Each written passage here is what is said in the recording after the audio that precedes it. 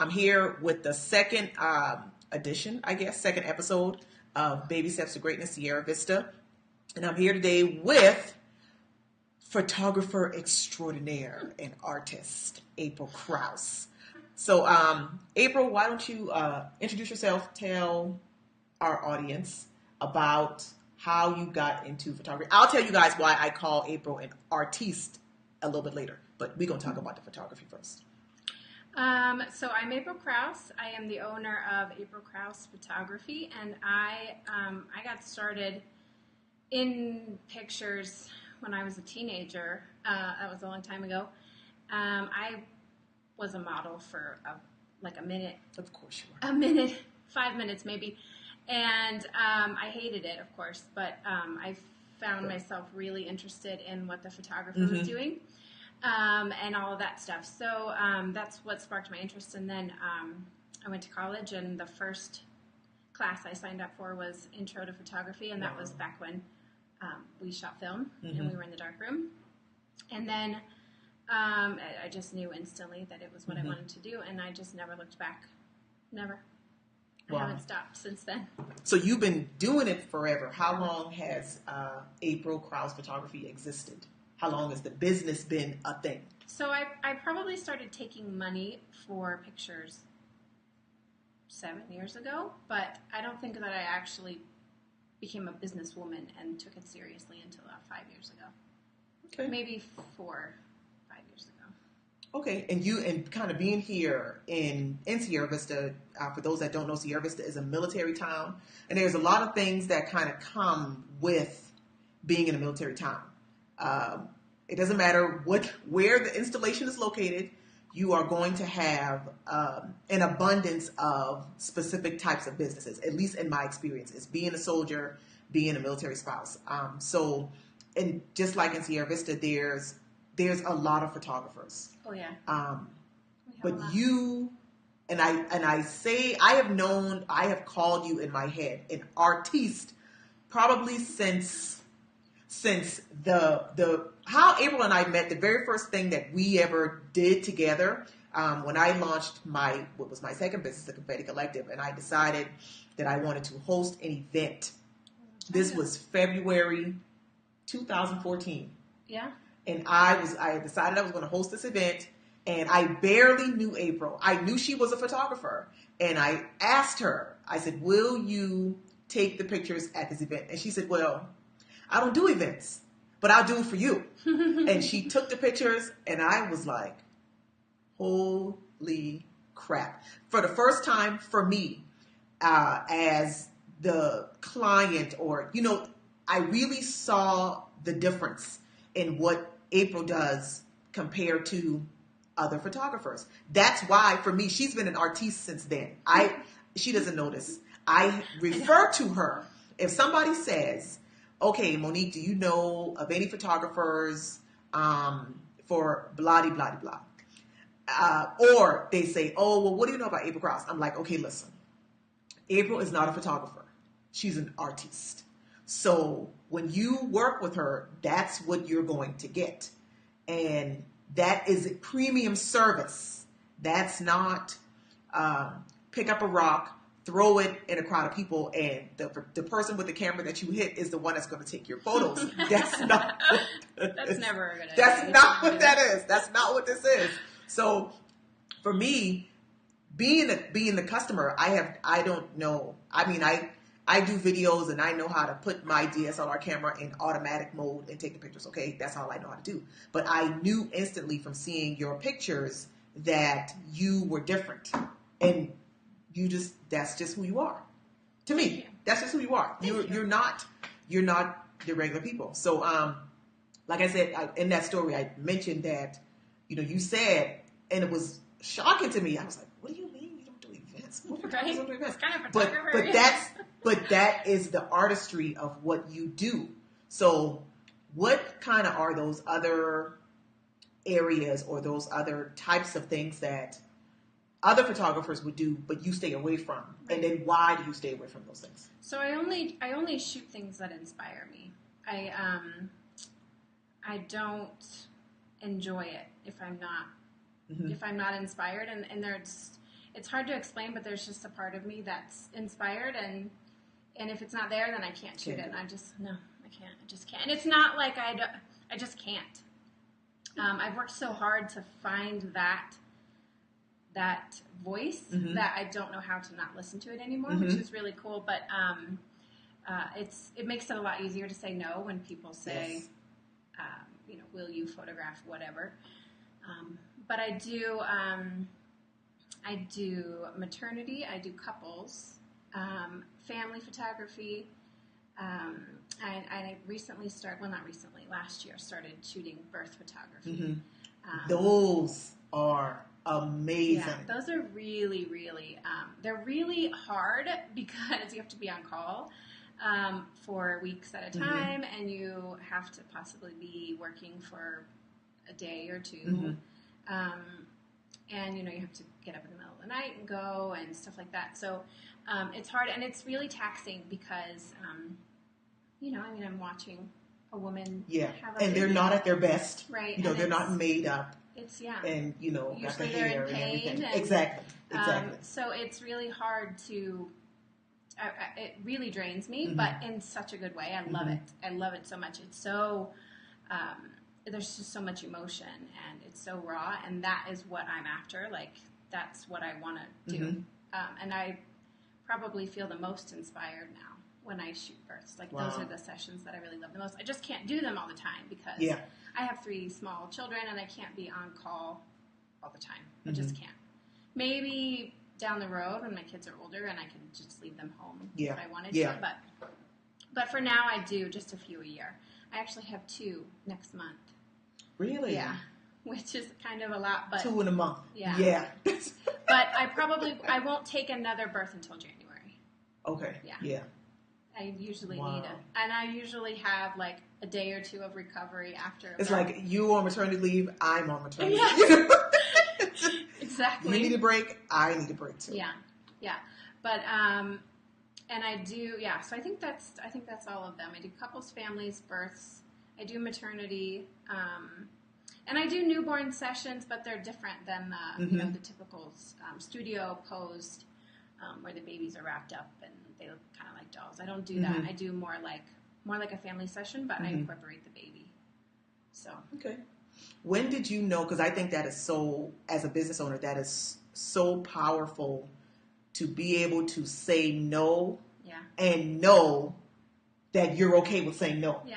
Because because most businesses, they're like, well, I can't turn down money. Right. I can't do that. I need to make money. But when you have honed in on what your brand is, who you are, who you serve, the kind of people you want to work with, it's no problem. You have no problem saying, you know what? I can't do that for you. Right. But I know the right person for you. At what point do you think, from the time you started taking money, how long did it take you to really pin that down and say, I'm not doing that? Or I don't, because you don't even work with lights. You don't do lights. I use so like at what point, like how did you figure that out as a photographer who normally you would see photographers kind of go on the same path. You see most doing the same kind of thing. But how did you figure that out about you and say, okay, I'm not going to do this. I'm not going to do this. I'm not going to do this. But I am going to do these things because they inspire me. I think it took years, and it happened really slowly. Like I slowly started weeding out things that I used to have a off-camera flash that I would use. I never liked the photos that I took with it. It just never came out like anything I was proud of. But eventually I sold that. I started following photographers that were more like I am now. And I just started listening to their advice and listening to them when they would say, like, well, I do this because this is how I want to do it. Yeah. And I just started slowly weeding things out. And then my husband was, like, a big part of that, too. He kind of called me out one day, and he was like, I don't know what you're doing. Like, Why are you doing You this? just take anything, and and I got really mad at him at first. He's like, "You're so mean. I can't believe you said that." But he was totally right, and he was just kind of like trying to nudge me in that direction of like, you have to choose. Like, you can't be an artist and do whatever. Right. You have to do whatever, which is fine if that's what you want to do, or be an artist and find your voice and stay on that path. Right. So it just all happened really slowly, and then I think the first time I ever said no, I was like, oh my gosh, I can't believe I just said no. But then afterward, I was really happy about it, and it felt really good and felt like the right thing. And now it doesn't bother me. Yeah. And then it's great. Actually. When you say no to the ones that you don't want to work with, that frees you up to be, and that is going to open you up and attract the people that want the kind of work that you do. Yeah. That is going to make your client base a lot smaller, but more responsive and more impactful, because the people that want you, they want you and they don't want anybody else. So that's awesome. And I'm making work that I'm proud of, and I'm, when I work with clients that are right for me, the work that I make is the work that I want to show, which attracts more people like that. Like, if I get somebody who inquires with me and they're, they want to send me a Pinterest board, or they want to tell me how it's going to go, then I won't work with them. And it's not that, it's just I can't work that way. Like, I need people to understand that it's my shoot. Like, the photos are for you, and I care about what you want. All those things matter, but it's my vision, and I can't make your vision. I can only make mine. Right. So people that understand that are. And then if you're going to come and tell me how to take pictures, then you take your own picture. Right. That's what I would do. Right. Because I don't have that thing. But you have to know when it's time to fire a client, or somebody is going to come in and, like you said, direct the shoot. Then they don't respect you for your expertise, because if you think you could tell me how to do my job better, then why are you here? And I think that there are photographers that can work like that. Like, they are just maybe more technical than me, or I don't know, they just work differently. But I can't. Like, it completely hinders my creativity, and I don't know. It just blocks me, and I can't work that way. And I think that is the difference between somebody that is an artist that happens to create art with a camera. That's you. And a photographer. Yeah. Yeah, that's the difference. I really don't consider myself a photographer. I say I'm a photographer when people ask me, because that's what people. It's easier. Yeah. But I really don't consider myself one. I think of myself as an artist, and I never even actually wanted to take clients when I was in college. I just wanted to be a working artist. Like, leave me alone. My senior thesis, my show, because you have to have an exhibit when you graduate in college. I didn't even have any photographs. Yeah. I was a photography major, and I didn't even have any photographs. So it was definitely an artistic expression, and it wasn't based on the medium at all. But I never wanted to take clients, because I thought you had to do it a certain way. I thought you had a studio, and then you had people come in, and then they would sit in front of your camera, and they would smile, and you would flash a light in their face, and it was all very sterile and that's a good word. Like cookie cutter, planned out. What's the word? There's a word. Orchestrated. Yes, and that's not how I work. I mean, I do guide my clients. I don't. Every shoot that I do differently. But I always wanted to be an artist, and it just took me a long time. It took me years to figure out how to do that, and also be a businesswoman at the same time. Because to be an artist is like the starving artist thing is real, It's not just a saying for no reason, It's real, you guys. Yeah. It's real. It's real. So one of the things that you don't do that I see a lot of photographers doing, and I assume they do it, because they're quick and you could churn out more at a time, are the mini sessions. Right. So I get a lot of questions about those, because I am on the higher end for pricing, and a lot of people want mini sessions because they're cheaper usually. But I absolutely can't. I've actually tried to do mini sessions, and it never works. because I don't care about time. Mm-hmm. My sessions are usually pretty long, and I need that time to connect with you, mm-hmm. because I can't just show up and take a picture and then And leave. and get the kind of stuff that I'm getting. Like, there has to be a relationship built with my clients. I usually meet with my clients once, twice, 3 times before a shoot. I style all of my clients. Mm-hmm. All of those things take time. And then usually at a shoot, we'll spend time talking or, just connecting. Mm-hmm. Most of my clients are my friends, whether they start out as my friends mm-hmm. or not. They end up being my friends because I have to have that relationship with them. Otherwise, I would just have, regular pictures of them. And that wouldn't come through in the photos. Right. Yeah. And all of that connection takes time.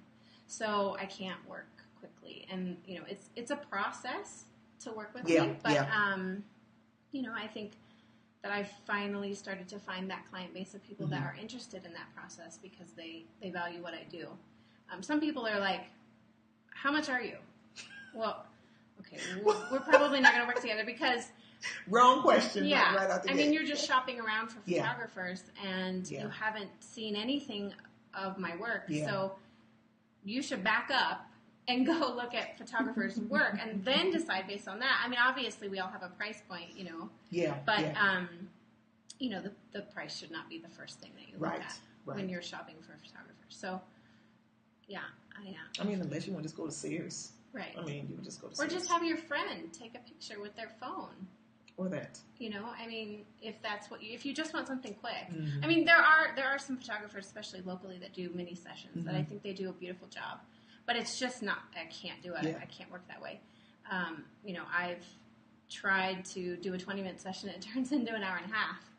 And it's like, you can't do that. What are you doing? I know. No, it's like you can't. Because for you, the creativity is a major part of it. It's big. Yeah, it's huge. And I can't work with people that don't trust me. Mm-hmm. That's another thing that really hinders my creativity. If I don't have your trust, then I can't photograph you in the way that I do. And you can't have trust if you don't have a relationship, and if there isn't some time spent. We don't have to, spend, go on a date or anything, right? But you got to at least. There has to be some kind of a relationship and trust and all of that for me to do. Okay, so speaking of the trust, relationship, all of that stuff, this is like very off script. Boudoir. Okay. You do boudoir. I do. Well. Thank you. Like very well. Thank you. And I think that again is due to everything that you just said. You take that time, you want to get to know them, you got to be creatively inspired, and it's this and it's that. What attracts you to doing boudoir?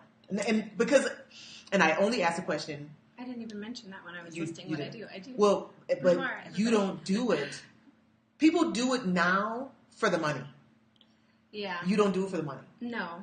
And that comes through in the pictures. So what's that pull for you? It's women. I love women. I think that we are awesome and beautiful, and I love making them feel so. I love making them feel like they're beautiful, and then showing them after I photograph them, like this is you, and a lot of times they're like, oh my gosh, I can't believe that's me,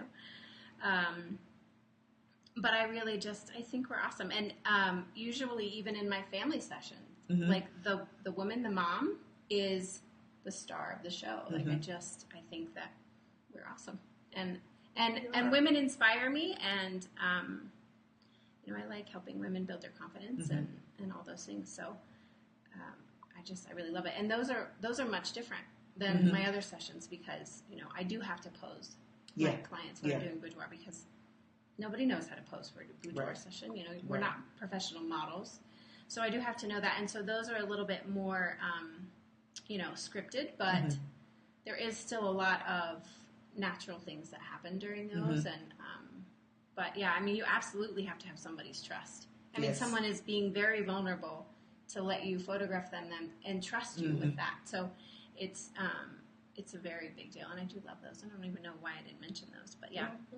I got you. That's what we do. I know. Okay, so one of the other things that you do, again, from the business perspective that I love is you sell what you know. That's what it is. That's going to be a t-shirt, sell what you know. But you do that through your photography classes. Yes. You teach, you you breed other photographers. I think that's awesome because in this day and age, especially, for me coming from corporate where information is power, so people hold on to it and they don't want to share, but you share your knowledge and your expertise and help other people do the same thing. So like, what do you cover? What do you teach even in those classes? So I teach beginner workshops, which usually have about 4 or 5 people in them, and it's basically like a first-year photography class in one day, in one afternoon. I teach you how to use your camera. I teach you how to shoot manual. I teach you all of the basic things, the foundation of photography, how to kind of get started and use your camera and all those things. And then after that, I do one-on-one mentoring. So someone who wants to learn how to edit their photos, or someone who wants to become a professional photographer, someone who, just needs a little bit more practice, we'll go out and shoot together. I do all of those things. I actually cover that entire range of teaching, which I really, really love because I like helping people find their voice. Like, I can't really teach people how to shoot like I do necessarily, and that's really not what I want to do.